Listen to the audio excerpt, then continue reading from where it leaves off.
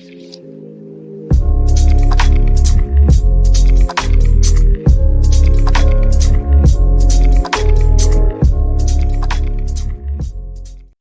hello there. Thank you for joining me today. I got a really good one for you. I'm gonna move on this Tartaria business. First of all, if you didn't hear the last show, this one won't make any sense to you. Just a warning, and I'll post a link to the last show down below. So, as a reminder, what this game board business is all about, I did a show called The Covenant, and I'd like to share something with you to start off here.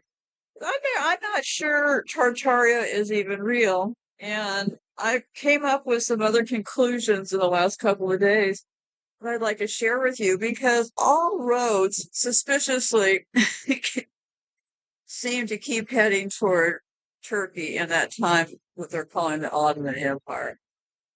Yes, as a matter of fact, that whole opium war thing comes out of Turkey. Yeah, it really wasn't the British. Yeah, it was the British, but it wasn't the British. It was this other family that did the whole. Yeah, so uh, that explains a lot about the opium wars.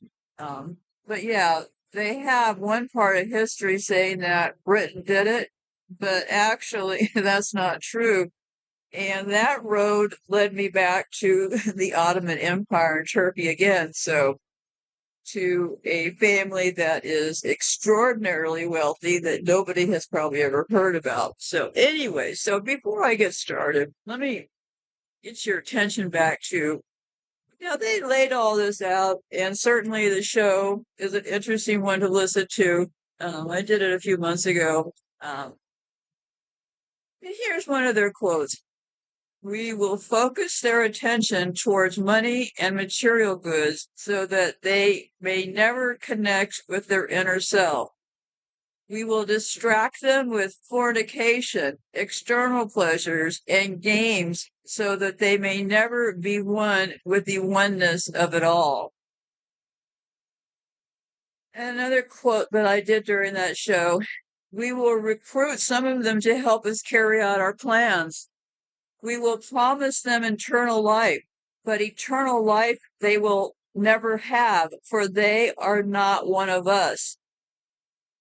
The recruits will be called initiates and will be indoctrinated to believe false rites of passage to higher realms. Members of these groups will think they're one with us, never knowing the truth. They must never learn this truth, for they will turn against us. If they ever find out that together they can vanquish us, they will take action. They must never, ever find out what we have done, for if they do, we shall have no place to run, for it will be easy to see who we are once the veil has fallen. Our actions shall be revealed who we are, and they will hunt us down, and no person will give us shelter. It's taken a lot of people helping these people to get where they are, and that whole fornication deal, according to that timeline, becomes at an interesting juncture, right? They had to come up with all of those sex things in that book. Once they got that printing press, they got the Bible and the sex stuff going, right? The crazy sex stuff going. And what are they doing in these castles and places? Well, they're doing initiations, right? So I'm here to say a lot of people are getting initiated into this thing. Like, for example, in the last years, they have been allowing a lot of people to become billionaires. Interestingly enough, a lot of those people are out of China. All of these new billionaires are being initiated. They're going through those same disgusting rituals that they're doing in those hotels and places. And I'll have much more about that in a second here. Because if you've ever wondered about that planet Uranus, well, it is pretty, well, I'll get to that in a second here. And another thing, they're always telling us the Earth is a dome, says the flat earthers, right? We're under a dome. Well, part of that makes a lot of sense because First of all, I'm not saying flat earthers make sense, okay? There's a thing now that they've been invited up to Antarctica. They refuse to go. You can fly to Antarctica if you want to. If you ask a flat earther, they'll tell you, oh, you can't fly there. Well, yeah, yes, you can. Anyway, let's not get distracted with that. So everybody's always talking about the matrix and stuff, right? Everything, look up in the sky. That's why I've been saying that. Those chemtrails, well, chemtrails, what are they? Well, if you look at some of the big people talking about chemtrails, that Geo guy, they swear to God they have the formula. They'll tell you, oh, those chemtrails, they have so much aluminum, they have this, they have that. Well, how about thinking about it this way? First of all, those chemtrails, well, we have Air Force bases all over this country, right? Those pilots need to practice flying those planes. So the trick would be this: get everybody looking up to the sky, sharing clips. Oh, look, they're getting us from the air. Well, maybe, but maybe they want everybody looking to the sky because what's going on is we're really already caged in. Look around. There are electricity poles all around the world. The world is encompassed by electricity poles. Our bodies are highly tuned electrical machines. So in a sense, at this juncture of time with this Tartary stuff, that was essentially when they caged us in. We all became, let's say, caged birds at that point.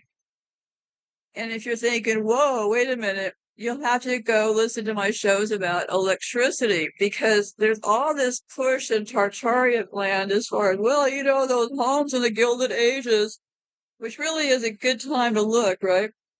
Those homes didn't have electricity and they had these bulbs and they had all this stuff that I was last talking about, right? Well, how about this? How about the people building those homes knew that electricity was dangerous for us to have? So the simple answer would rain, right? The simple answer being that they knew back then that electricity was harming us. What are they doing to my home right now? As a tool, what they're doing is they're hooking up smart meters with the plutonium, right? That's being pumped inside with the dirty electricity. Then they, as a further act, they hook that smart meter up to a transformer. That transformer is electrifying my house. And as if that wasn't good enough, they came out and put high transformers all around my property. I have the evidence on my website. I'm not making any of this up. They know that electricity is of great harm to us. So it makes perfect sense that these homes that they took over, they did take over those homes. That's not anything in dispute in my mind, right? Somebody, in fact, was here, and I believe it was the rest of us, right? Because, for example, this all connects, and it even connects through all of their people. There's lots of ways they're destroying history. Joe Rogan, for example, does anybody pay attention? He's got that third eye right in the center of his forehead on his opening logo. He also helps destroy history. He brings on all those crazy archaeologists, the people talking about the pyramids, just pounding that into your head that those pyramids and stuff are real. So then the Tartaria people take it one more leap and they say, yep, they were already getting this energy stuff from those pyramids.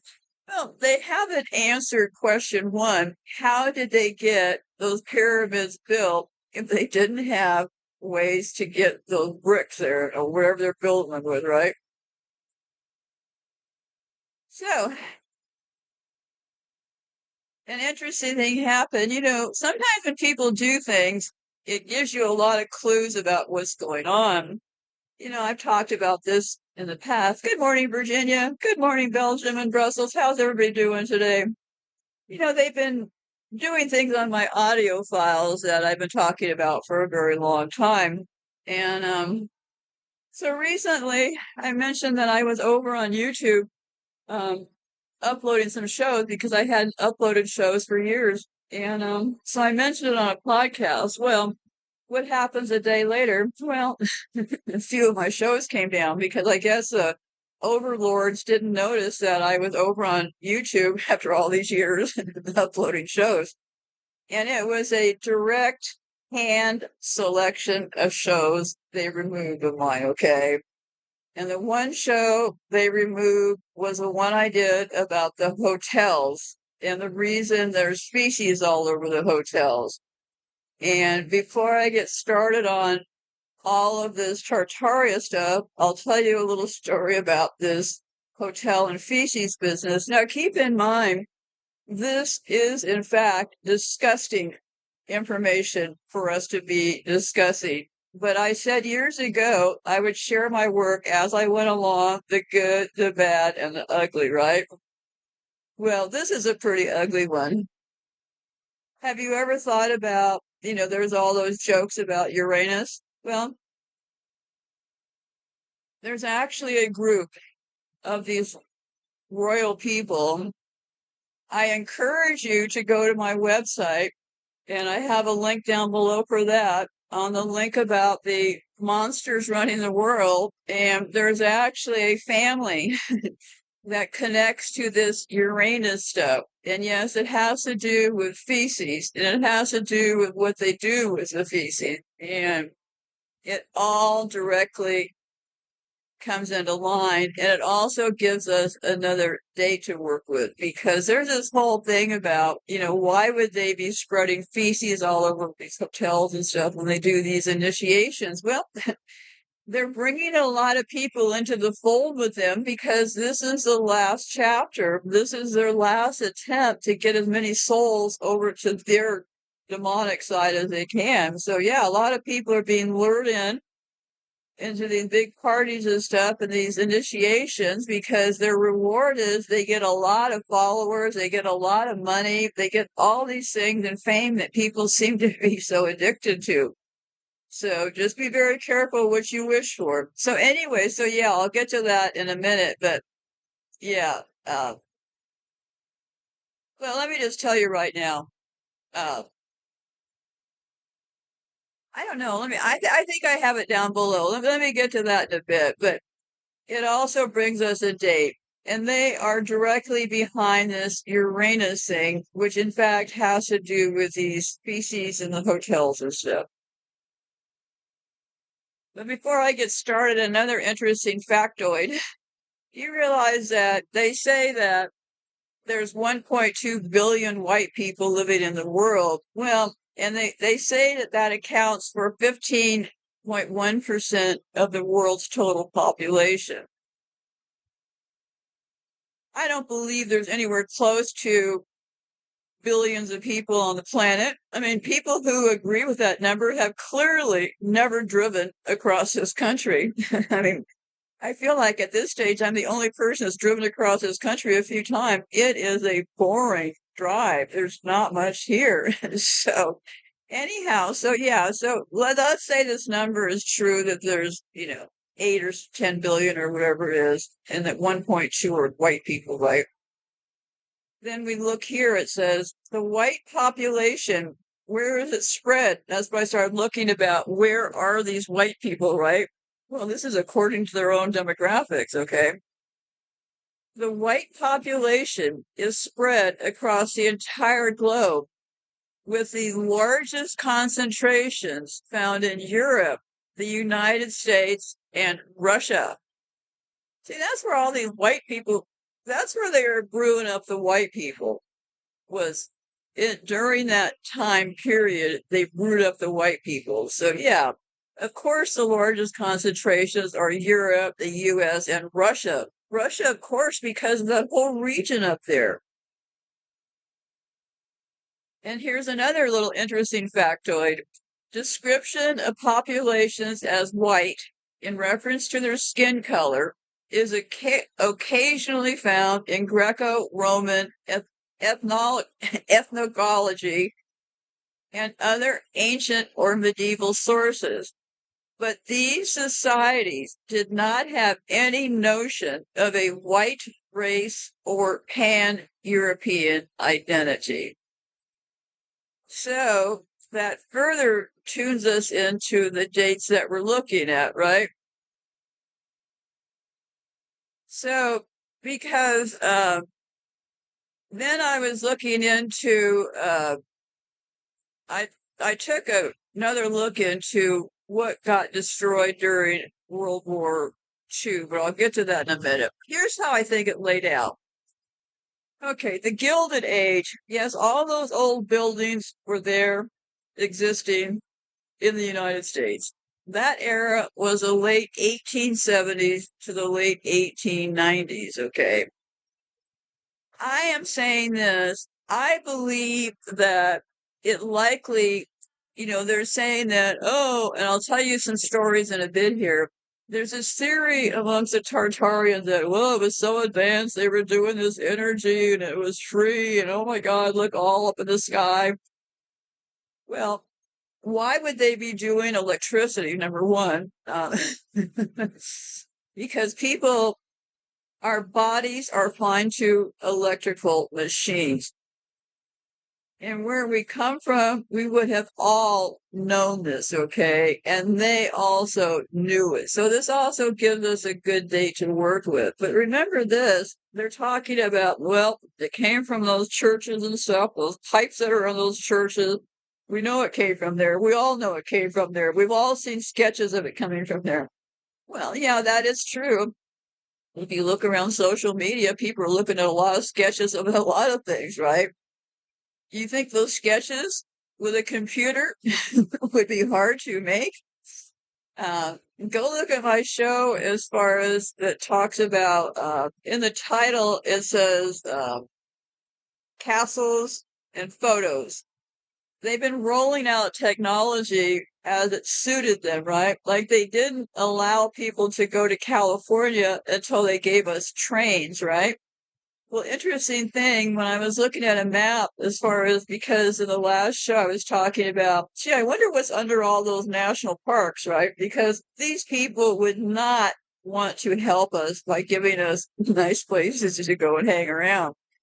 So I looked at the map of the national parks, and lo and behold, most of them are around the California area. So obviously, they could have kept a lot of people out of California. So they're always talking about, so then in the last show I also said, well, maybe they turn these machines that they claim they have in all these churches and stuff, maybe they use those and weaponize those against all of us and killed off a whole bunch of people. And then last night I kept thinking that wasn't really adding up. So what also happened at that same time? Well, of course, the Civil War. So 1870s to the late 1890s, we got the Gilded Age, right?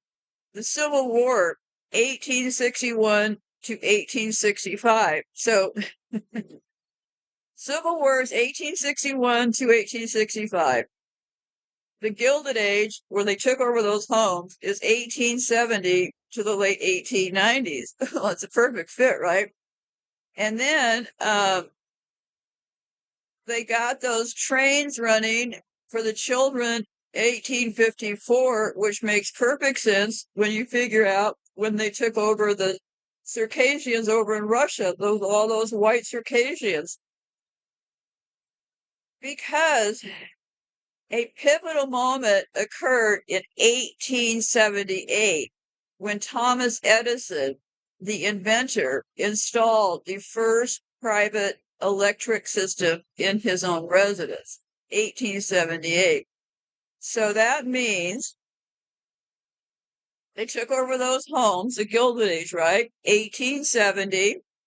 Well, 1878, they have Thomas Edison coming up with electricity into his own home. So they took over those homes, obviously, in the 1870s, and then they started doing the electricity because the electricity was really the big murder plot here.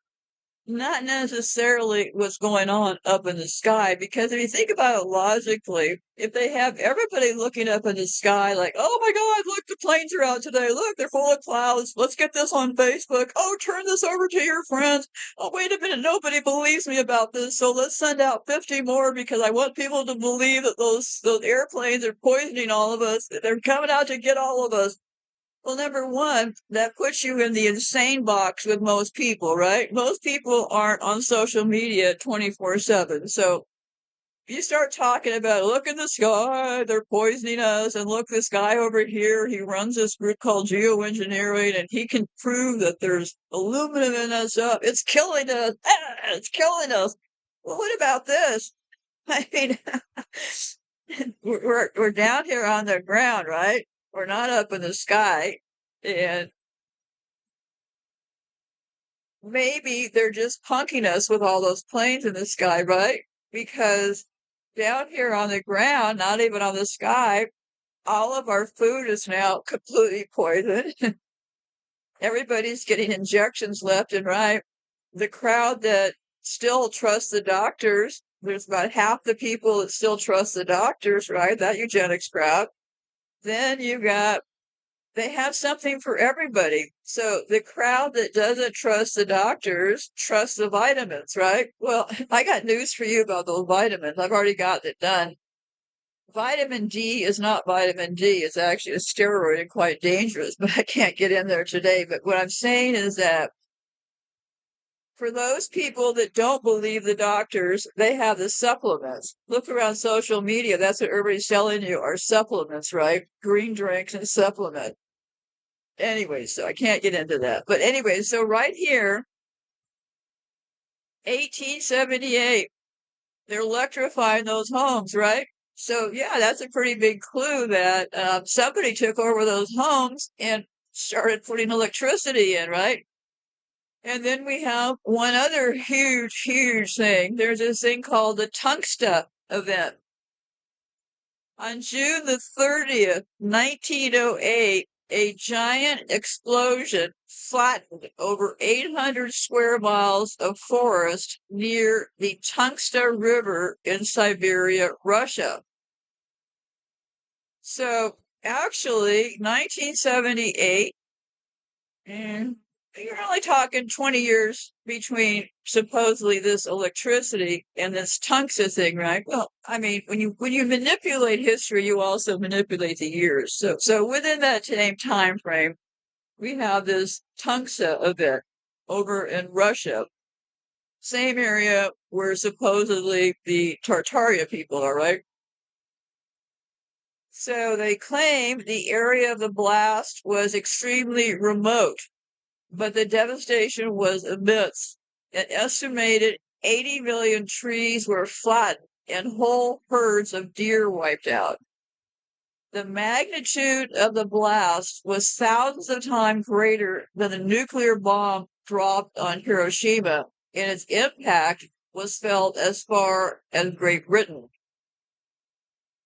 Had it occurred just minutes later, it would have destroyed the whole of St. Petersburg and killed millions of people. So, what I encourage you to do, if you want to go look more, is always look at the simple, right? Because now we've got this tungsten thing. So, were they doing some early experiments with electricity? And if you have ideas about, like, for example, is the tungsten a bit connected to Tartary?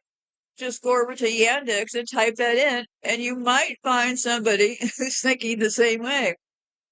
So I did that because I was trying to see, well, okay, so 1908, there's this tungsten thing over in Russia, and I was wondering, is that in the area they're calling uh, Tartaria, right?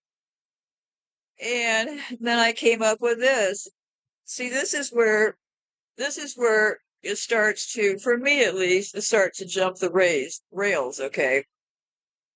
One theory I found was that the Tartars joined the giants and other races of giants to carry out a development that was not in anyone's mind at the time. What technology and knowledge did they bring?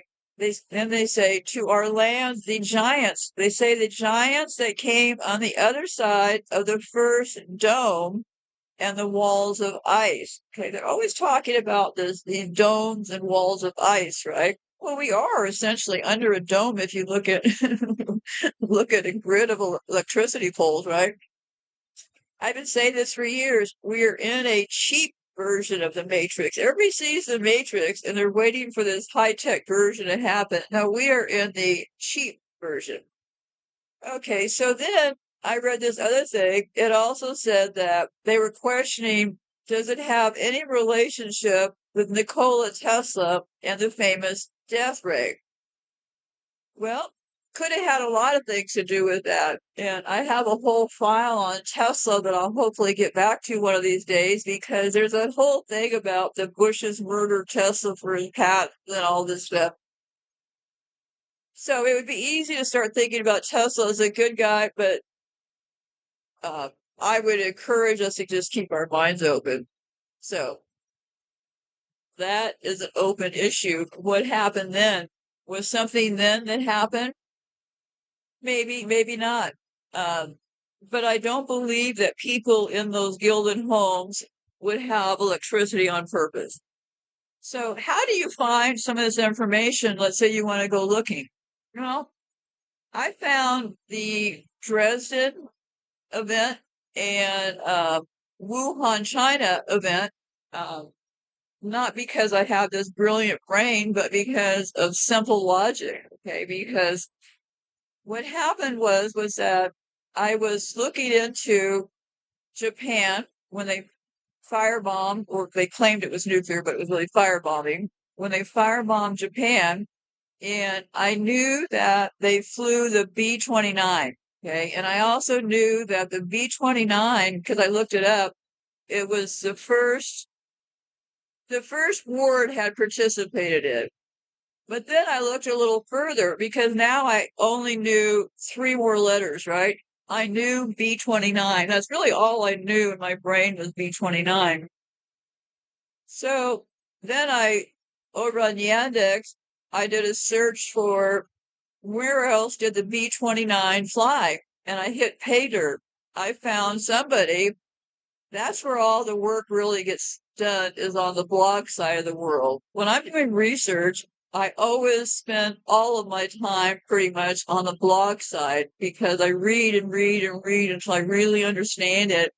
And then if I want to have a clip for a show, then I'll look on YouTube and make sure the clip I've selected is also accurate. But you always want to start on the blog side. So I found that actually the B-29, there was a secret event, and it was really secret, that the B-29 was used to fly into Wuhan, China. And the people in Wuhan, China had all agreed to this, the leaders and stuff. So that's how I found that the B-29 was tested before Japan in Wuhan, China. Not because I'm some aviation genius or even know anything about aviation. Now, granted, my father was a Air Force navigator, but that doesn't mean I know anything. I can't find my way home after picking up a pack of soup sometimes. So anyhow, so I started off by just looking at the B-29, and then I thought, wow, wait a minute.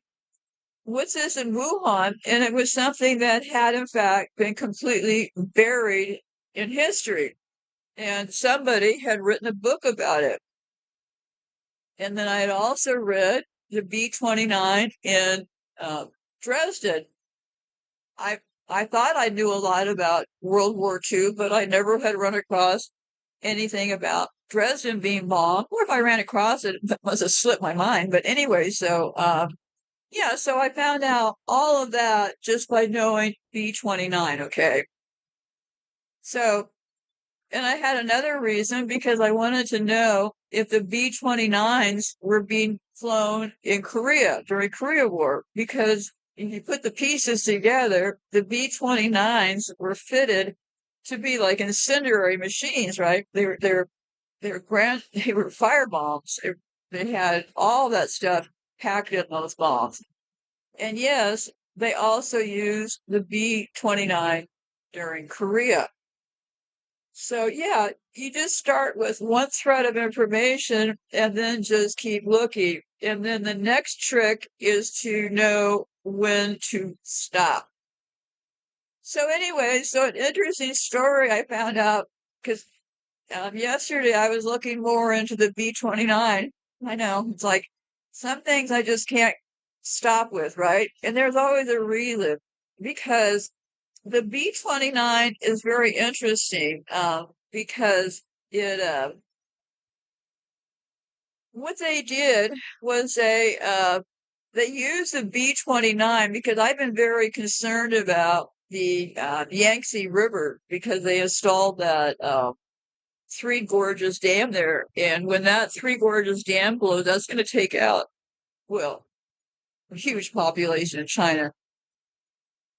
But anyway, so what happened was they got the approval of the people in Wuhan to firebomb their own city. So now we need to take another look and start thinking, well, why? What was in Wuhan, right? And you run across some interesting things because China was actually the first country to enter what would become the Second World War. They were the ally of the United States and the British Empire.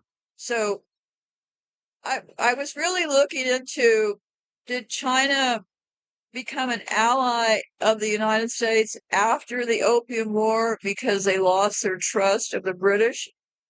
And you'll get why I'm going there in a minute here. So anyway, so the other day I started looking into the B-29 again, and what did I find? Well, remember that show I did about China Lake out there? That whole area out there, that entire area out there needs to be looked at because that they claim that Area 51 and all that is all locked up, can't enter, do not enter. Well, something's there, but here's the funny part of the story was, so when I was wandering around looking at B-29s, I found some person who was talking about they restored some of the B-29s because evidently after the wars, they just destroyed them all. That's how they do, right? So after the war, they evidently destroyed all the B-29. And so I love stories, okay?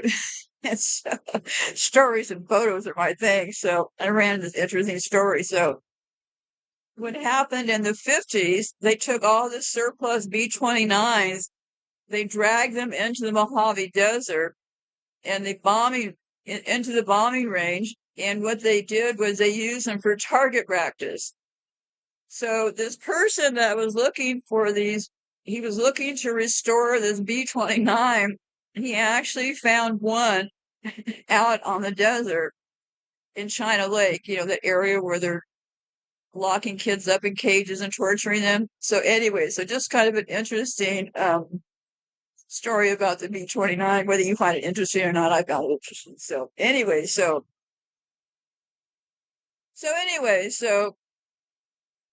but what is not really well known is that the first raid on Japan was launched from bases in China, okay?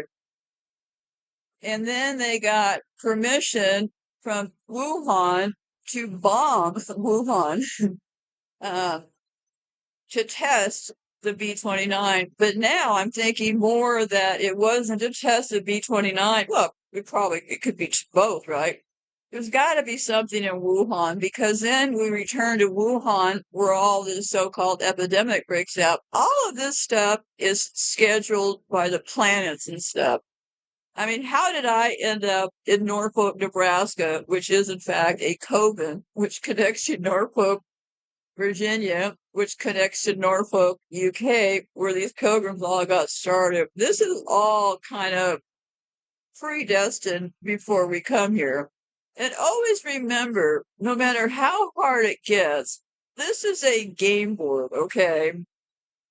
And make sure you get your sleep and rely on your own inner instincts. For example, during Rwanda, very much the same thing that happened during Lahaina.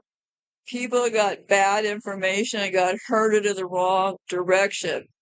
Rinse and repeat. So they use the same trick from Rwanda really in Lahaina. And those people that in Lahaina that followed the police's instructions, they literally got burned in their cars. Get sleep and use your own thinking. But anyway, I'll stop lecturing you. So anyhow, so now let's get to this interesting part. So this whole thing about the opium wars, right? Knocking those people out for all that time. Well, so there was I found this piece and it said, when the 99-year British lease on Hong Kong's new territories expired, the crown of the city of London's colony was ceded to China.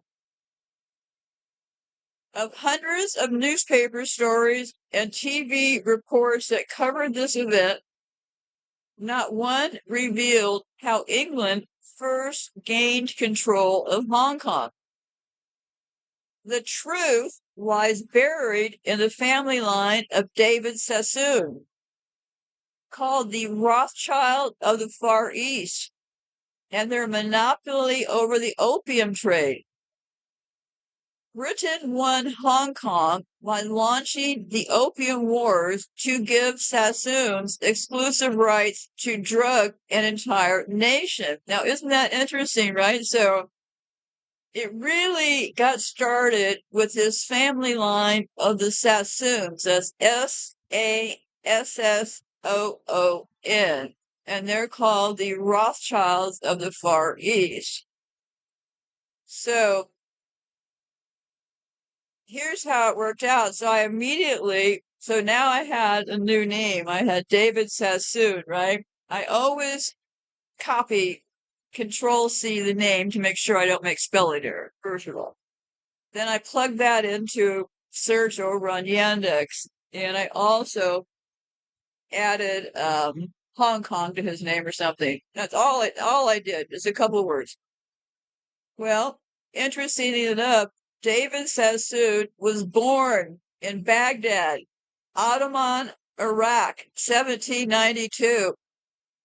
I think a lot of this stuff got initiated right there at that particular time.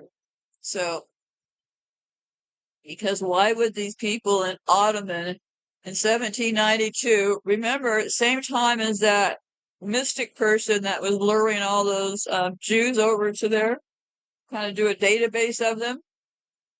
Well, he was the son of Saleh Sassoon, a wealthy banker, and treasurer to Ahmet Pasha, governor of Baghdad, making him a court Jew, a highly influential position. When Ahmet, as the father, was overthrown for corruption in 1829, the Sassoons fled to Bombay, India, the strategic trade route to India and gateway to the Far East. So now they're going over to India, right? By the same time they happen to be over there robbing India. Goes on to say, soon the British government granted Sassoon monopoly rights to the manufacture of cotton goods, silk, and most importantly, opium. At that time, the most addictive drug in the world. So then I found this other piece and it said, the Jewish Encyclopedia of 1905 states that Sassoon expanded his opium trade into China and Japan. He placed his 8 sons in charge of the major opium exchanges in China, according to the 1944 Jewish Encyclopedia. He employed only Jews in his business, and wherever he sent them, he built synagogues and schools for them. He imported whole families of fellow Jews and put them to work.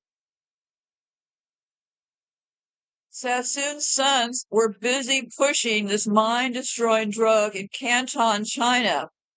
Between 1830 and 1831, they trafficked 18,956,000 chests of opium, earning millions of dollars. Part of the profits went to Queen Victoria and the British government. In the year 1836, the trade increased to over 30,000 chests, and drug addiction became endemic in coastal cities. In 1839, the Manchu emperor ordered it stopped and named Commissioner of Canton Lin Teju to lead a campaign against opium. Lin seized 2,000 chests of Sassoon opium and threw it into the river. An outraged David Sassoon demanded that Great Britain retaliate. Thus, the Opium Wars began with the British Army fighting as mercenaries of the Sassoons. They attacked cities and blockaded ports.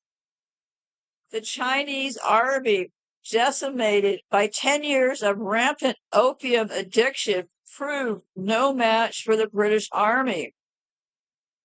The war ended in 1839 with the signing of the Treaty of Nanking. And get this, the treaty included provisions especially designed to guarantee that Sassoon had the right to enslave an entire population with opium. The peace treaty included the following provisions: full legalization of the opium trade in China, compensation from the opium stockpiles compensated by Lin of 2 million pounds. So they made them give them back the money from the guy who stood up against them. They also wanted territorial sovereignty for the British Crown over 200 offshore islands. So this peace treaty ended up quite lucrative for these Sassoon people, right? In October, the British besieged Peking. When the city fell, British commander ordered the temples in the city sacked. So, Opium Wars also a destruction of history, right? It's really going to take people looking around their own areas. If you have a particular interest in China, well, then I would start off by looking at why did they rush in and burn these first temples, right? So they ordered the temples in the city sacked and burned to the ground as a show of contempt. So, and as the treaty of the same treaty, the British were assigned rights to a vastly expanded opium trade covering 7/8 of China, which brought in over 20 million pounds in 1864 alone. And England was given the Hong Kong Peninsula as a colony in large sections of it. Yeah, so the Sassoons were now licensing opium dens in each British occupied area, with large fees being collected by their Jewish agents. Sassoon would not allow any other race to engage in the Jew business. Then I found this other piece about the Sassoons. All you have to find is 2 words, 2 words, right? And that amazes me. We have more information at our fingertips. You realize when I first got started, back in the old days, we literally had to leave our homes and go out to a library to look things up. Okay. Okay, here's another great article. The Sassoon family, known as Rothschilds of the East, due to the immense wealth they accumulated in finance and opium trade, are a Baghdad Jewish family. Although most biographical data about the Sassoons lists Baghdad, Iraq as their place of origins, as one journalist said, the Sassoons have their origins in Aleppo, Syria. They later moved to Mumbai, India, and then emigrated to China, England, and other nations. The family's business in China, India, and Hong Kong especially were built to capitalize on the opium trade. As more family members gravitated toward London, ding, ding, ding, they became prominent in England and were ennobled by Queen Victoria. From the 18th century, the Sassoons were one of the wealthiest families in the world, with a corporate empire spanning the entire continent of Asia. And here we tie in the Americans. One of the Sassoon, and believe me, you could go on for years just on these Sassoon people. One of the Sassoons married into the Rothschild family, okay? Here we got those Rothschilds again. So, one of the Sassoons married into the Rothschild family in 1887, linking their fortunes. Pretty big deal, right? It also gives us a much better idea of where those Rothschilds got all that money, right? So, the Queen also knighted Edward. All of David Sassoon's 14 grandsons were made officers during World War I, thus they were able to avoid combat. So, and then, now remember, I went through hundreds of pages. I'm just giving you a recap. You could make your business out of studying these Sassoon people, okay? Of what's available, at least. So, how do they connect? Well, interestingly enough, Franklin D. Roosevelt, his fortune was inherited from his maternal grandfather, a man named Warren Delano. That's where they got the D from. Delano. So Warren Delano is the maternal grandfather of FDR. In 1830, Warren Delano was a senior partner of Russell and Company, whose merchant fleet carried. Hold on a second. Okay, so Delano. Okay, Delano was a senior partner at Russell and Company, and their merchant fleet carried Sassoon's opium to China and returned with tea. Just like in the beginning, they were sending cotton and stuff from here over to Europe. And in order for those boats to have more weight, they were giving cheap passage to the Irish to get them to come over here. Well, they ended up killing a lot of them on those boats, but hey, that didn't matter. They still got their fees, right? As long as they collect the fees, if they kill you on the trip, well, that's a secondary problem, right? Okay, so let's get back to this thing. So Warren Delano, which is a grandfather, not that far away from Franklin D. Roosevelt, right? Russell and Company, they were the ones that carried Sassoon's opium to China and returned with tea. Warren Delano, the grandfather of FDR, moved to Newburgh, New York in 1851. His daughter married well-born neighbor James Roosevelt, the father of Franklin Delano Roosevelt. Although he knew the origin of the family fortune, he refused to discuss it. Well, every president in this country but one relates to each other.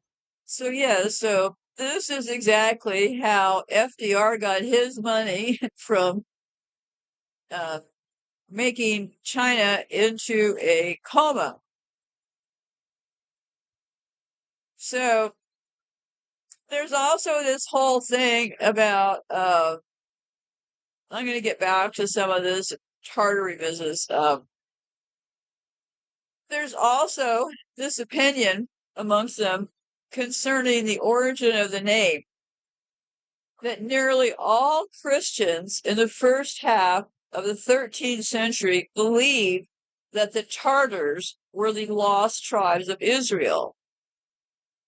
So strong was this belief that the Tartars were of Jewish descent, and we are told that the Jews of Europe, especially those of Germany, thinking that the Mongols were sent by God to free them from the oppression of the Christians, endeavored in 1241 to smuggle arms and provisions to them.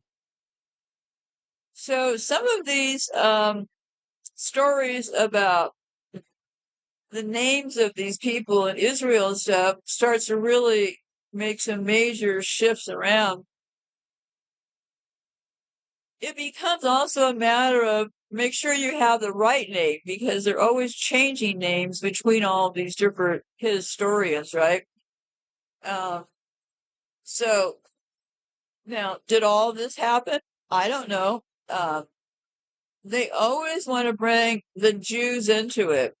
Here's how I think it happened with the Jews. There were the Sephardic Jews, and then the Ashkenazi Jews interloped and became Jews, right?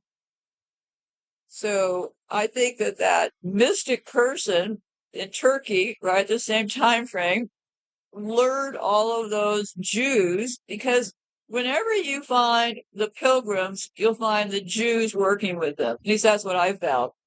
Because the Jews were good at money and finance and law, because that's why they always had Jews around them. So obviously, they wanted to get rid of Jews, and they wanted to get rid of the class of Jews they didn't like. Probably the Jews that weren't going to play ball with them in the future, right? So it really served an interesting position, because, so let's say that that guy lures the Jews over to Turkey to get their names and addresses and stuff, right? Because I always used to wonder, how did they know exactly where to go to round up people? How they know where to round up the people that had the money and stuff? So that problem gets solved if they lure the Jews with money into Turkey and give up their names and addresses, right? So then they have World War II, and one of the goals of World War II is robbery, as always, right? So what a big target group. All these Jews that they knew about, they knew they had all this wealth. They knew who the Jews in Hungary were. They knew who the Jews here were, the Jews there were, because they'd all been dragged over to Turkey, right? So then during the war, those same Jews that had been identified by going over to Turkey, they were the ones who were focused on and robbed and experimented with. That's where all those trains knew what parts of the country to go to round up their goods to take them into Switzerland. So that the camps and whatnot, whether they had gas or whatever they had, they were for sure experimenting on people in a very gruesome way. So after the war, people saw the pictures of all those people having been experimented on. Everybody freaked out. Oh my God, how'd that happen? How could we make this never happen again? Those poor Jews, look at them locked up, and oh my God, it was so horrible. Yes, it all was truly horrible, right? But what a perfect murder plot cover, because the Jews that everybody feels so sad about were actually the Jews that these pilgrims, Ashkenazis, whatever you call them, they were the ones, then they came out as the victors, right? Because then, no matter what these this new group of Jews were doing after the war, because the records show not that many of these other Jews survived after the war. So then after the war, they could say, hey, we were the Jews. Don't punish us. Look what we've been through. My God, what kind of people are you for going to punish a Jew? Look at our relatives. My God, oy vey, they were born in the concentration camps, and here you're telling me, a good Jew, that something is wrong. So yeah, it became this rite of passage that nobody could question those Jews, right? And even to today, it is the same story. Now, obviously, there's information out there. Like, I got some of this information because there are Jews out there that aren't part of this whole plot with all these Ashkenazis and the Israel thing, that are reporting on what actually went on with the actual Jews. So yeah, it brought this tribe of crooks, the Pilgrims, it brought them the notoriety of having been tortured and beaten, right? Well, they were the ones doing the torture and beating, so they put themselves in the victim position. The entire role of any good psychopath is to paint themselves as the victim right out of the chute, because once you paint yourself as the victim, pretty hard to say a lot of things to you, right? Because you could always fall back and, well, you don't understand, my parents are in the concentration camp. So, yeah, and you'll understand more about why I'm saying this when I finally get to that Peter Thiel and Rumble thing, because it has to do with a lot of these people that are in charge, that are actually the ones, the psychopaths in charge. A lot of them claim that they came from the Holocaust, and people are starting to find out that they really did, because it is, in fact, the perfect cover story, right? So they go and murder all these people during World War II, these Jews that they've identified. They steal all their stuff. They send all their stuff to Switzerland. After the war, it's like, then the bad guy who really concocted it all comes out the winner, right? So they're actually riding on the backs of the actual victims by making themselves the victims. So then for years, they've had the ability to shut every conversation down. Why do you think they brought us Barack Obama? Because he did more evil than anybody. And I was alive during this time. If you said anything about Barack Obama, because trust me, I did, people would say, what are you, some kind of a racist? Our first black president. Can't you be proud of that? Why do you have to bring these things up? Yeah, so anything fishy that people brought up about Obama got met with, you gotta be crazy. The first black president, and that's the attitude you have. It's all a setup. It's just a big setup. So anyhow, so moving along here. So I have this map in front of me. If I were wanting to look under things, I would look at the map of where the U.S. parks are, and suspiciously, all around California and that whole area over there. So that would be an area.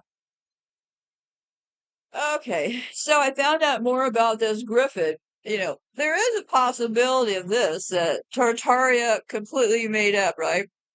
That could be a possibility.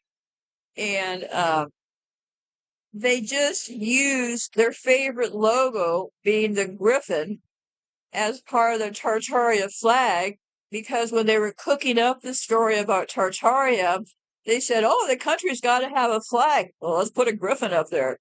It really could have been as simple as that, because they could have just marked that as like, well, we did that, because clearly that identifies them directly with Tartaria, right? That griffin thing. So what's a little bit more about that griffin?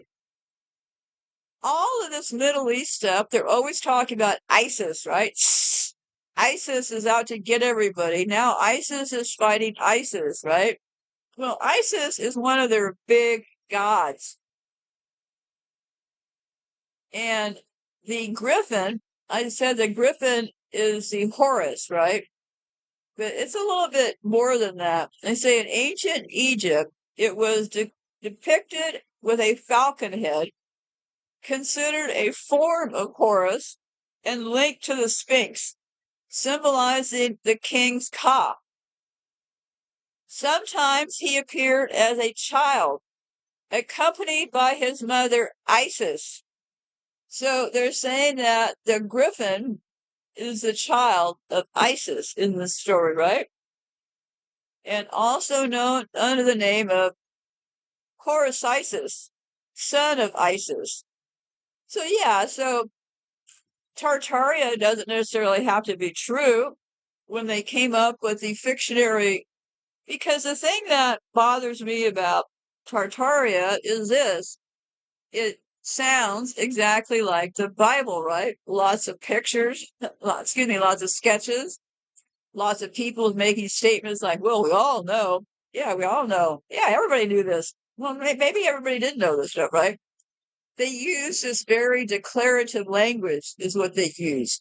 They all do that. And some of them are even into transhumanism, which that should be a red flag. Even if I was into all of this stuff on social media and following some of these people, well, for starters, if somebody was covering Tartaria and I saw that they were also promoting transhumanism, that would stop me from ever listening to them. Nobody has ever heard of Huxley. Huxley is who came up with transhumanism. So you're listening to a person who's talking to you about Tartaria who also believes in Huxley. So there you go, right?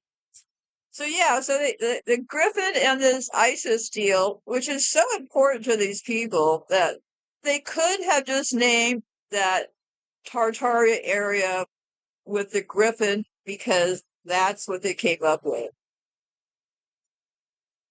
Because if we want to start looking at dates, right? I was looking at the person, Israel Seuss, who I found their information, and it's on my website on the tab called The Monsters. The first part has all this timeline business and business about the Griffin and stuff. But down below, he lists all these people that are running things, right? Well, because they're always talking about feces, right? This fascination with eating feces. Everybody's always feces on hotel room walls, right? What is Uranus? It's the seventh planet from the sun with the third largest diameter in our solar system. Uranus is very cold and windy. Uranus appears to spin sideways, orbiting the sun like a rolling ball. And here's another date. The first planet found with the aid of a telescope was Uranus, and that was supposedly discovered in 1781. Right about that time frame, right? So then if you go over and look on that timeline and scroll down and start looking through some of these families that actually run things, well, we've got all this business with people defecating all over the place, right? Well, there's a group called Princess Victoria Colonna di Stiglali, is a Roman noble that resides in Ireland, and she works with the entertainment industry. The Colonnas are one of the most powerful bloodlines of the Black nobility and currently have hereditary management positions at the Vatican. Princess Victoria is the head of the MK Ultra program that is run on women. The female satanic programming is about programming women with predatory sexual sadism and sexual cannibalism. Once these women are fully initiated into sexual cannibalism, they turn into relentless fiends who are trying to destroy society for the purpose of trafficking children, which they lust to rape, torture, murder, and cannibalize. Well, let's take a look at some of these words. They're calling them the colonas, right? The colonas. Well, I think colona, the first part of colona is colon, right? Now I'm just kind of guessing here. Colon, C-O-L-O-N, and the name Colonus is C-O-L-O-N-N-A-S. So I believe the name colon likely derived from these people. From Latin, the colon, or the large intestine. So, part of the large intestine, the final segment of the digestive system. So, that's where they likely got their root name, right? They came up with from the colon, right? And he goes on to say the Colonna family has been an influential aristocratic house in Italy since the 12th century, when Pope Innocent II recognized them as a powerful and influential family. The traditional family held many noble titles in Italy and were influenced in Roman affairs. The Colonna family is mostly in the Lazio region of Italy, particularly in Rome. The Colonna are a prominent Roman family, and their name is still common throughout the city. The family owns multiple palazzos and palaces in the city, most notably the Palazzo Colonna. Rome's famous Colosseum also owes its name to the family. Also, they say that Cologne also means columns. In classic Greek architecture, the column generally symbolized man.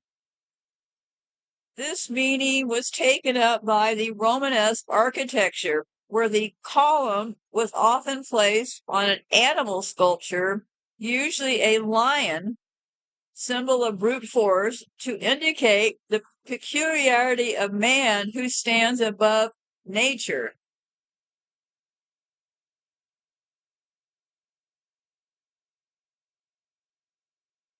So it could mean these columns, right? Well, I think it also means colon, because this same family are the ones who are pushing this idea of this uranium, Uranus.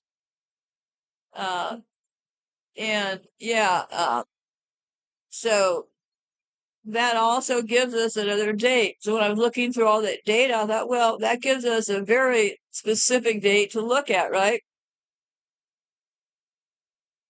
They say the pair of columns, and they've used these columns all around this country.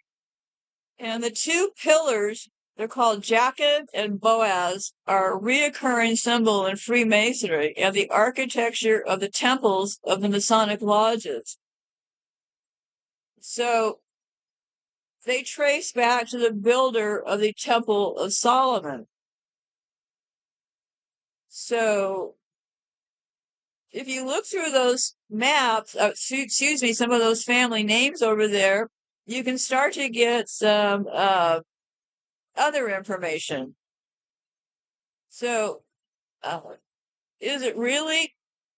Oh, so here's what the thing is.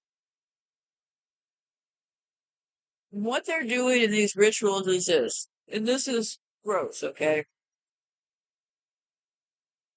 What they're doing is, well, they're doing cannibal acts, okay? Let's say that I'm trying to be as gentle as I can. Let's say that they're doing this ritual when they're going to be eating this baby that they torture or whatever they're doing, right? So they eat let's say as part of your initiation, you eat the baby's heart, right? Well, I think this is why these things go on for days, is this. So let's say somebody be initiated, eats that baby's heart. Well, then what happens is this, is to totally degrade. They're really degrading us, right? Because that baby would be one of our babies, right? So they get these babies from, all over the place. So anyway, so they get these babies and baby goes through rituals, somebody eats the heart. When that person then defecates, they also allegedly have an orgasm. And then they eat the feces that they defecated.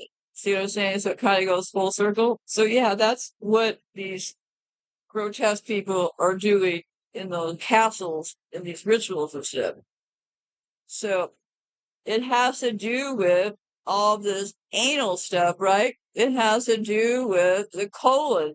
So it's interesting that through this person, Israel Zeus's work, we can see that we come up with another date, and we also come up with where did this very disturbing thing that they're doing surrounding the colon, it has to do with this Uranus, right? So I'm going to put this on hold and take a break.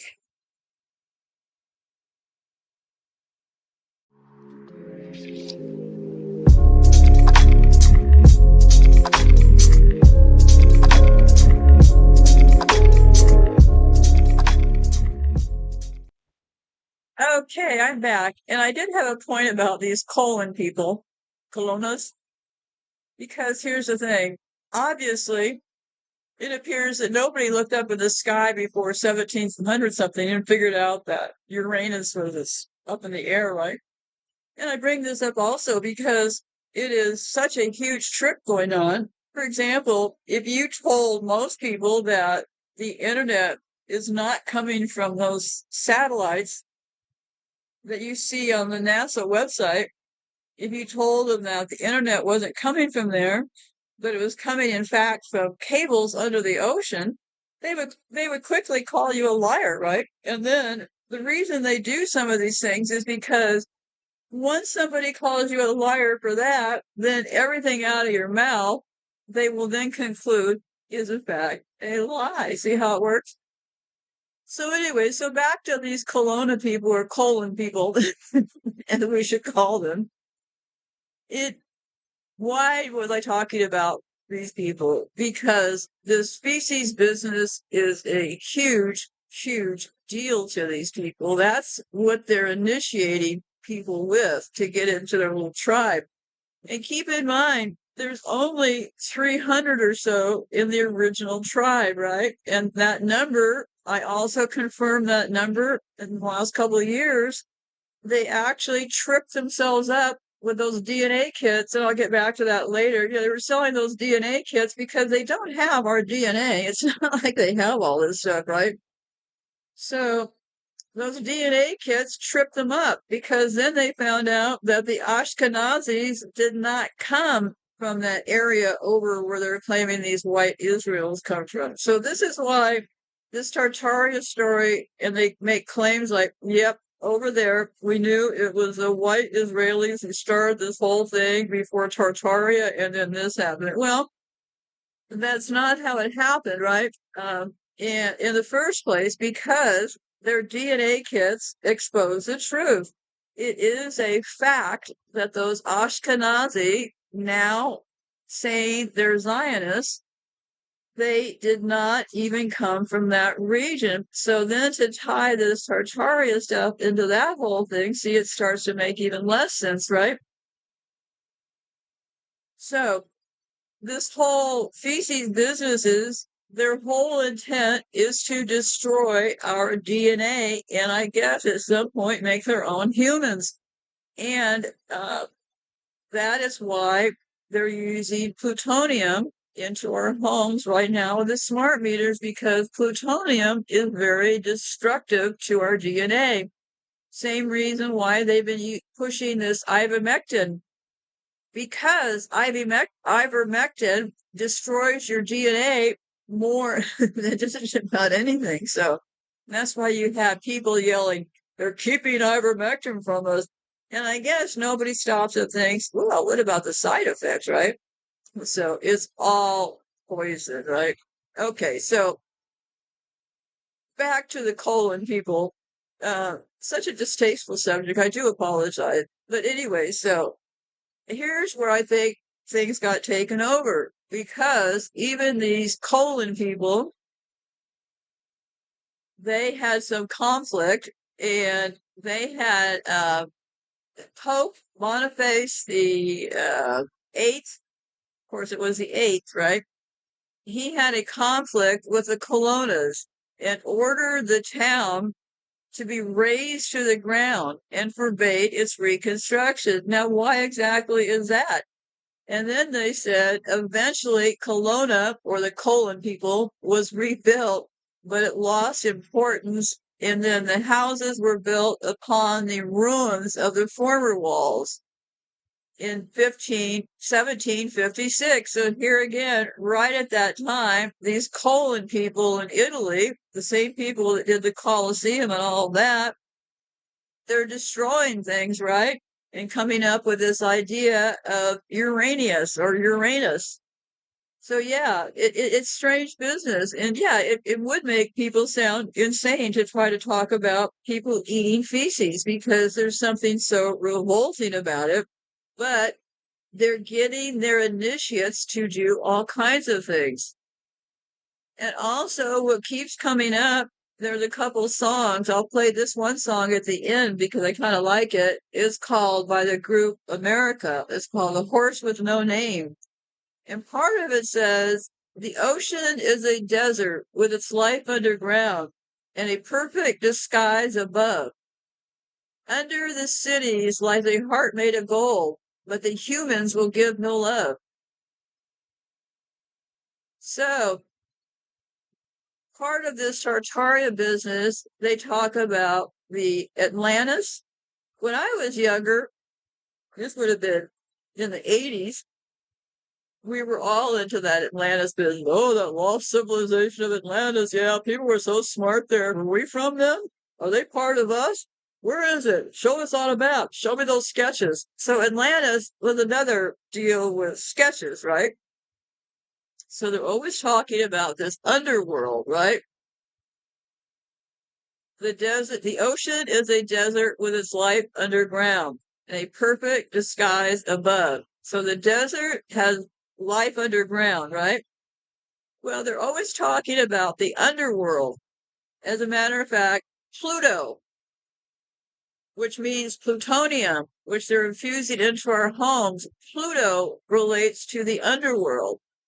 They also are talking about Tartaria as being the underworld. Strange, isn't it? So that's another thing that gets pulled into this thing, is this underworld business. Well, I don't know. The structure of this world, thanks to these people, is built like an underworld kind of mafia organization, so to speak. So is it a whole world under a world? Well, there I think you start to spin off the tracks a little bit. And what I suggest is that stick to a time you can get your hands around. And to me, that time is around the 1700s, where it becomes clearer and clearer that something clearly happened. And I think it was probably something as simple as that Civil War, the word civil. Yeah, I think at that point, a lot of people realized they'd been duped and that this country was really founded on the theme of Satanism, and the fighting got started. And conveniently, if you look at my show about, it says photos and castles in the title, in that show, I talk about how they rolled out the technology. And conveniently enough, the Civil War. During the Civil War, there was in fact photography, okay? But There's always a catch, right? The only pictures you will find of the Civil War are the after the battle scenes, okay? So why no scenes of the people fighting, doing the actual fighting? Well, because I believe it's because they weren't really on a battlefield fighting. They were getting slaughtered in their own homes, just like we're now getting slaughtered in our homes with smart meters, right? So I think that the battlefield. So anyway, so they claim that it had been documented that the camera and the photography business. So supposedly they had cameras around the time of Civil War, but here's the catch. There's no photos of any war scenes, only photos of things like, oh, buildings have been burnt and things like that. Well, because they claim that cameras had just been invented. Well, they were really invented a long time before this, but the story goes the cameras were invented around that time. And because it was such a new invention, they couldn't haul all of the liquids and things they needed to develop film onto the battlefield. In other words, it took too many things, the stuff to develop the film and all that to get it to the battlefield.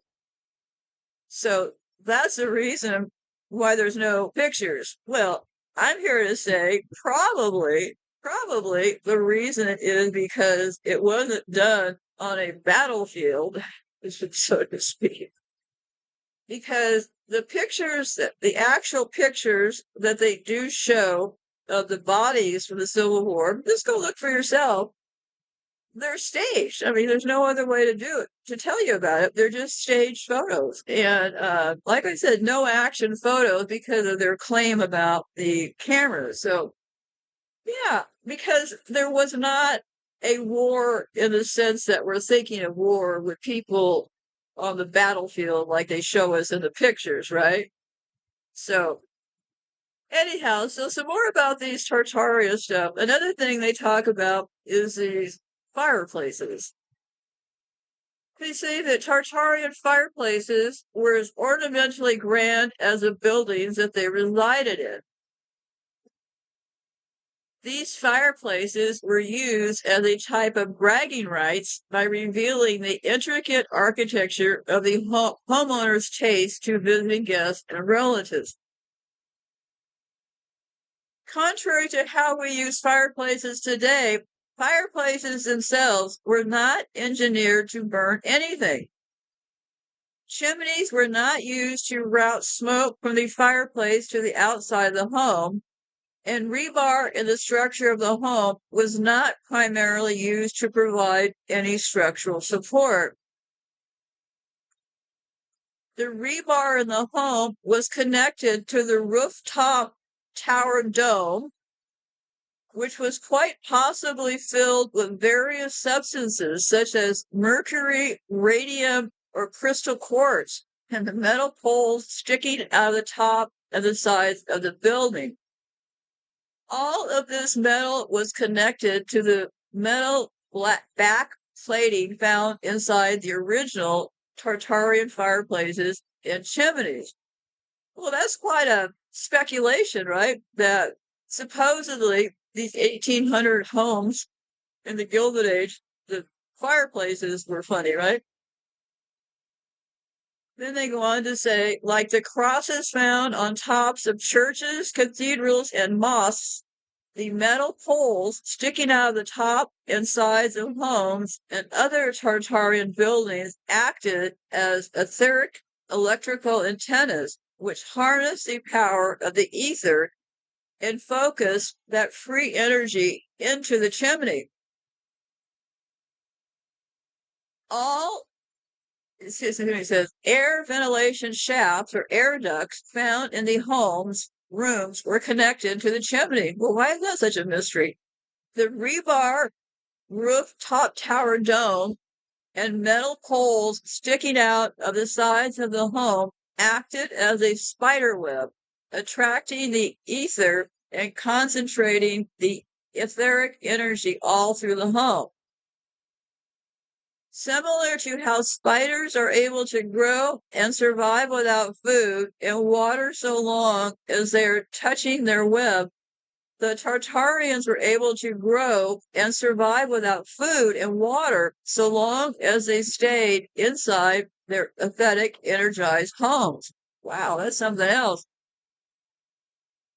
Tartarian fireplaces and chimneys functioned as etheric electric vacuums, ionized central air units. They were pressurized electric vacuums which acted as an air circulation unit inside the home. Wow, that's really something else, right? During the winter, the homeowner would close the upper portion of the chimney. Well, I don't know why they would do that, but anyway, so they say that the ornament grand metallic sculptures acted as capacitors by storing the built-up etheric energy collected by the rooftop tower dome and top and side metal poles sticking out of the house. These metal sculptings were connected to the metal back plate found inside of the fireplace and up and down the chimney.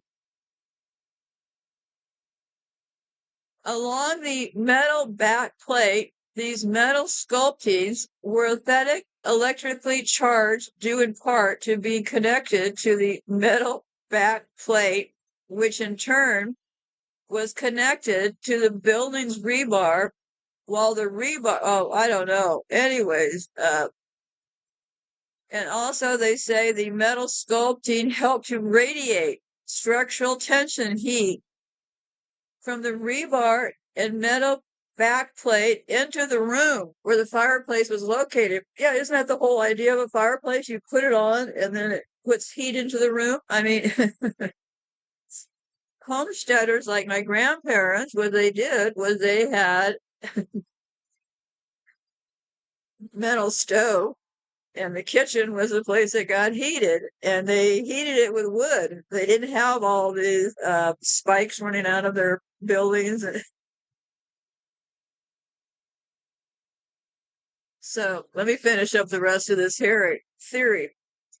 Since the heat could not escape up through the chimney, the heat would then be forced to radiate through the chimney itself.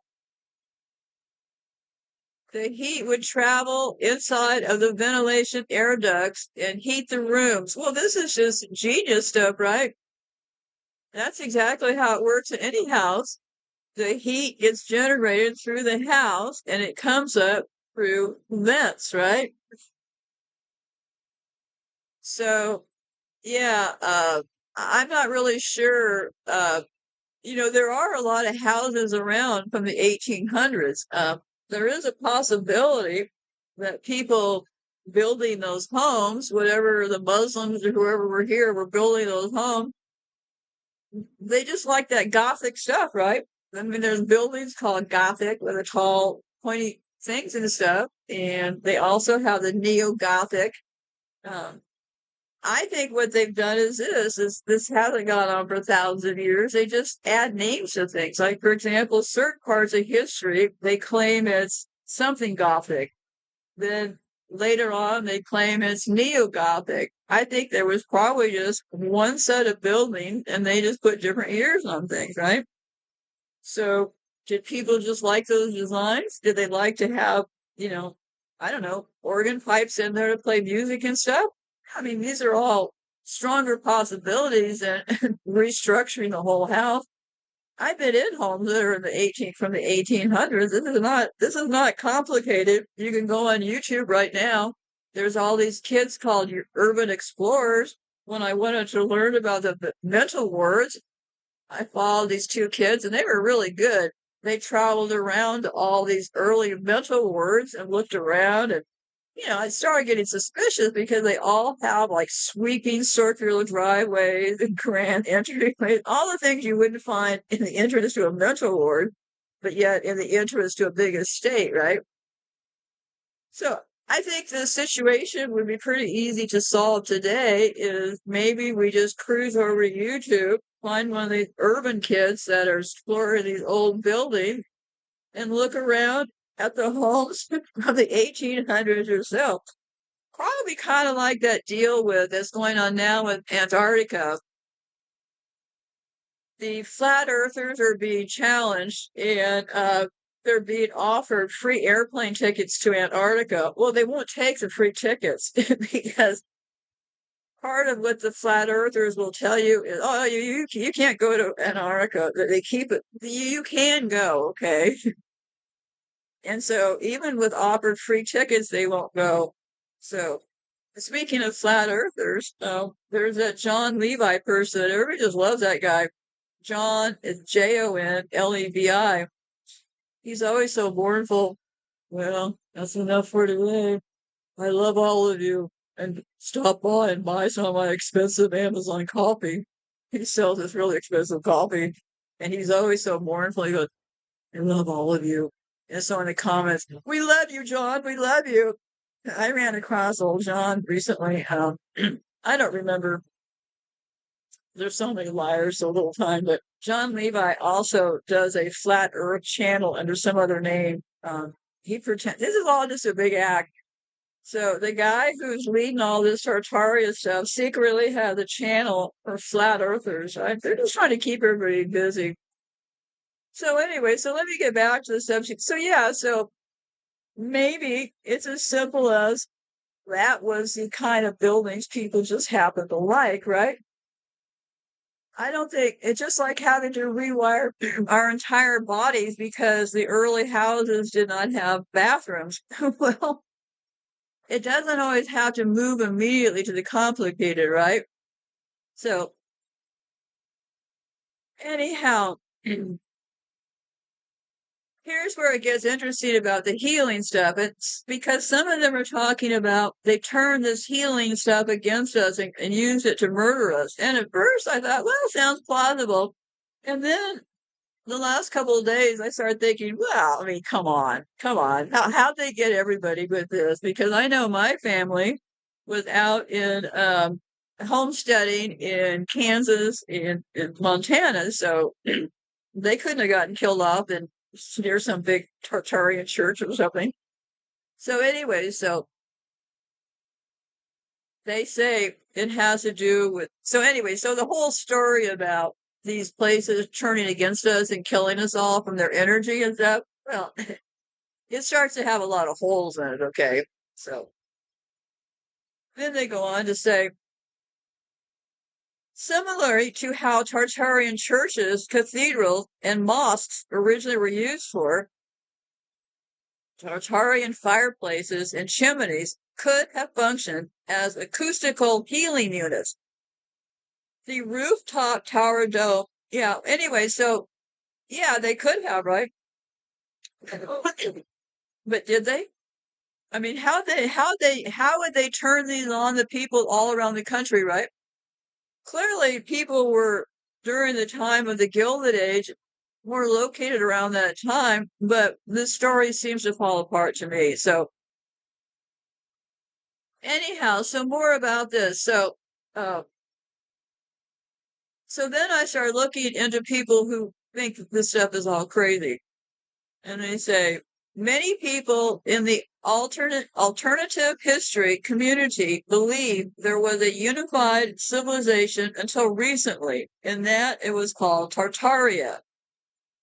The idea of calling this civilization Tartaria is mostly being spread on Reddit and YouTube and is being promoted by YouTubers who earn money with creating an almost religious following. So they went on to say, I think everyone who uses the term Tartaria to describe the old world continues to cement a misleading view of alternative history. And even this gets slippery because the person goes on to say, while Tartary itself was real, it was not what many people now think it was. I do think there once was a unified civilization with a unified architecture, but Tartary is a wrong name for it. The myth came from when Russians started to realize that before their country was called Russia, it was named Tartaria on old maps. And it didn't only span Russia, but most of Asia. Tartaria was split into different parts: Russia, Tartary, Chinese Tartary, etc. Later, some people found evidence that there were remains of Tartaria in America, mostly Western America. So the idea spread that Tartaria was literally everywhere. And this is where things started to move into the wrong direction. In reality, Tartaria was simply a geographical area in Asia, and some of those Tartarians also influenced the American culture. There is nothing more to it. It was part of the old world, but it wasn't exclusively the old world. So using the term Tartaria every time one speaks about this old world cements a misleading view of Slavic-centric world, where for some reason Russian culture dominated everything else.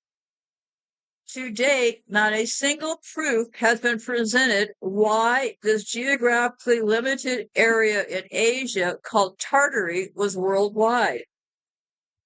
It is now simply a meme, and in my view, a dangerous meme, because it limits our possibilities of what the old world really was.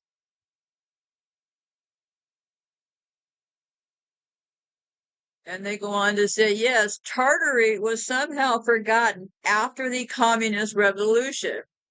Yes, Tartary was probably not a geographical area, but a kingdom of sorts, with a flag and political unity. Yes, it was probably powerful at one point.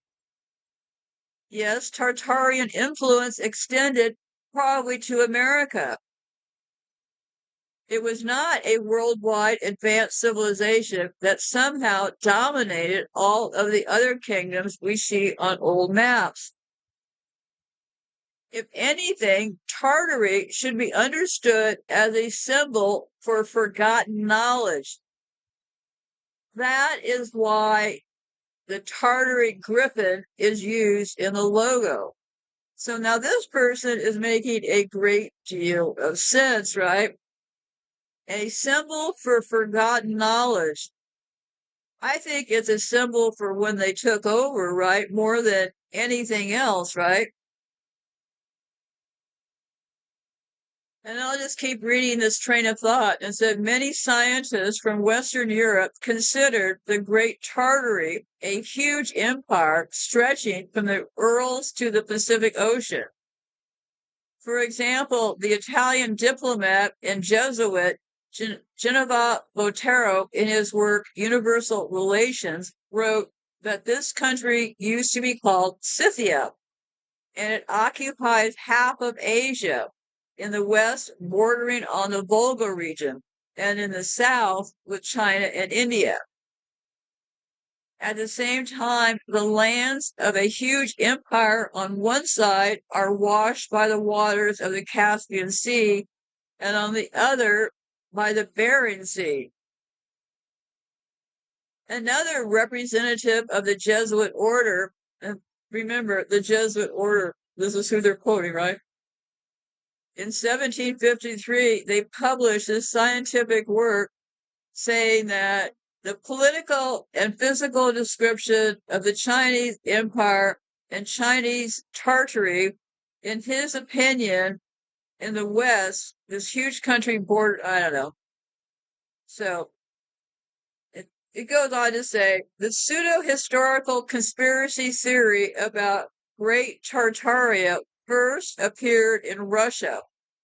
As I'm always saying, look at where it gets started, right? So supposedly this whole theory about the Great Tartaria was popularized in Russia by a person named Nikolai Levashov, Levashov,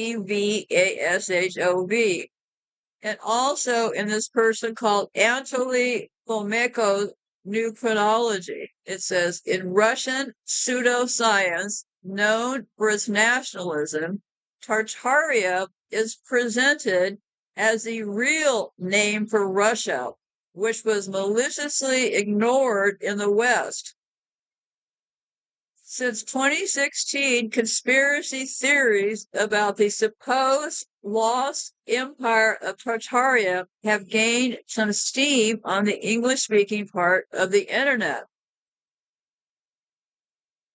The conspiracy is based mostly on a misunderstanding of architectural history.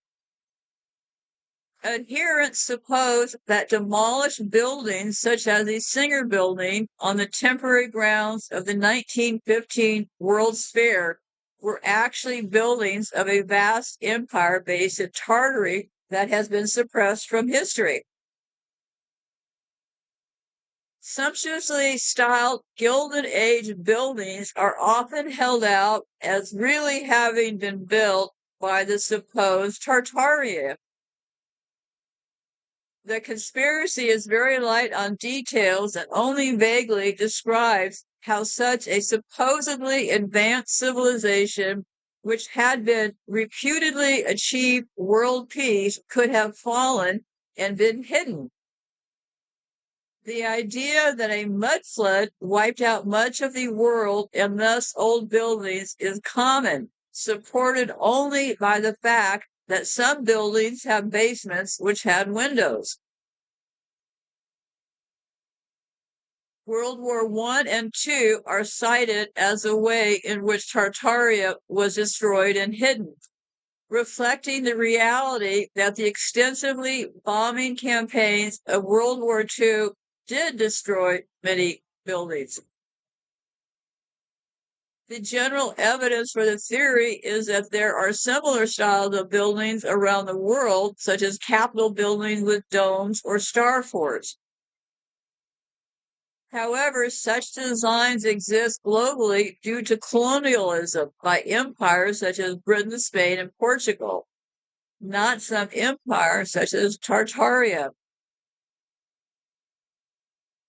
Well,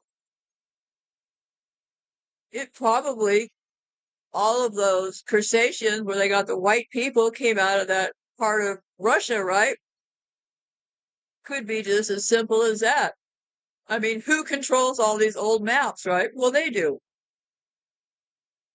So what is Tartary and what does it mean? Well, let me see here. It means big territory.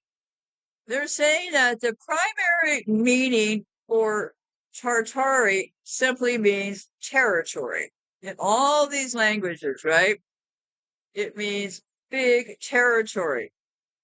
In Latin, it means territorium. Portugal, territorio. And what turns out, Tartary simply means territory. Territory that has no name for the people who made the maps. In the name Tartary, we see missing land with missing name. In America, you will see the same in Alaska. This is an unexplored land that could also be called Tartary. So yeah, it means territory.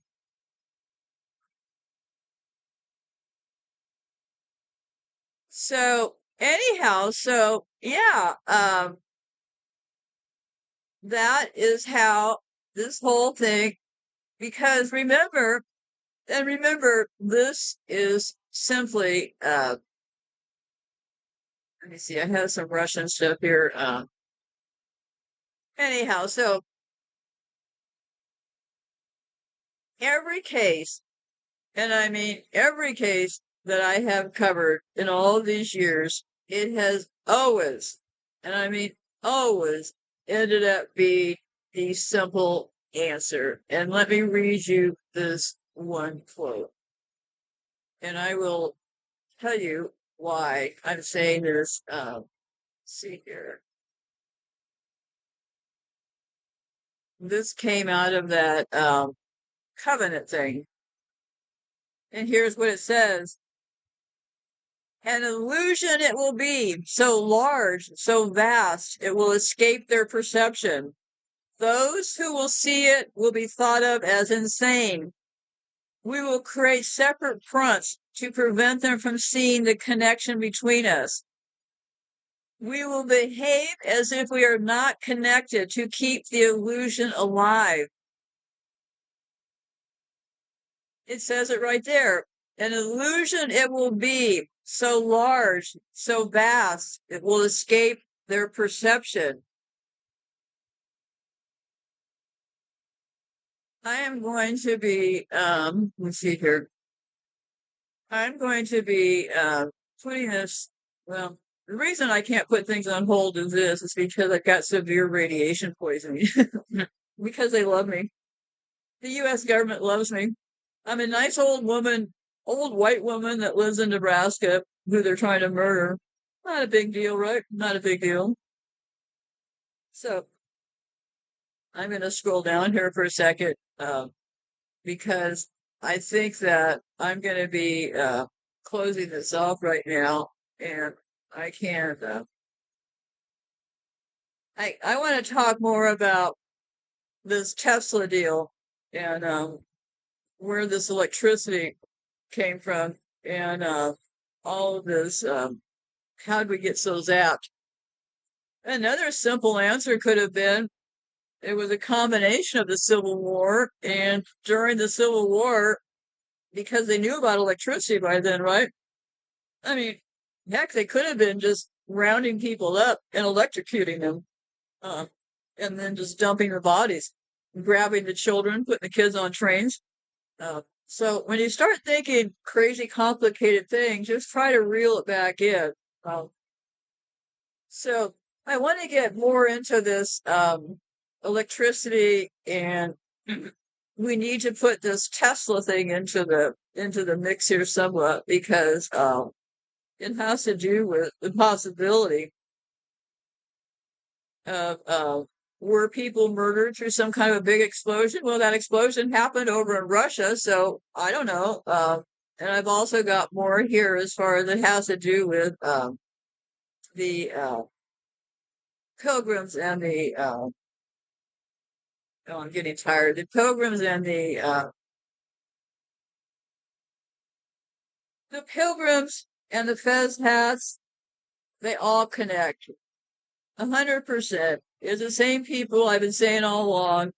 They got together in Norfolk, UK. They went over to the Netherlands. They started cooking up their ideas there.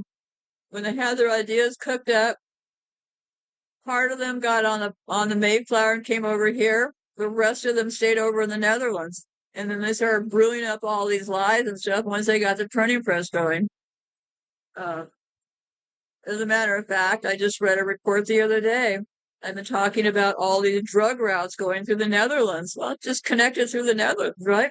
So yeah, it is a big, big fantasy to disconnect us from who's really doing the crime. And the crime is being done by the United States, the Netherlands, and the UK.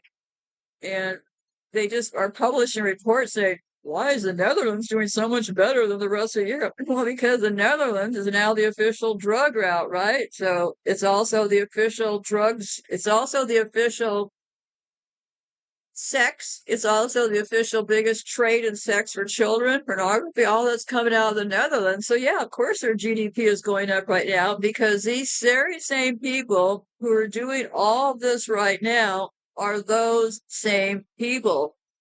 So what they basically have done is they created this Bible that they just happened to bring over here. They corralled all these black people, so God knows they ever figure out that white people didn't do all this stuff. Subjugate all the black people, and here we are right now in the end chapter. But I have more to say about this Tunks stuff to put into this picture because it definitely is something to put into this picture. And I will be, let's see here. I don't want to put it on hold. Because when you start talking about this Tartary stuff, people literally going crazy talking about Oh, it was free energy.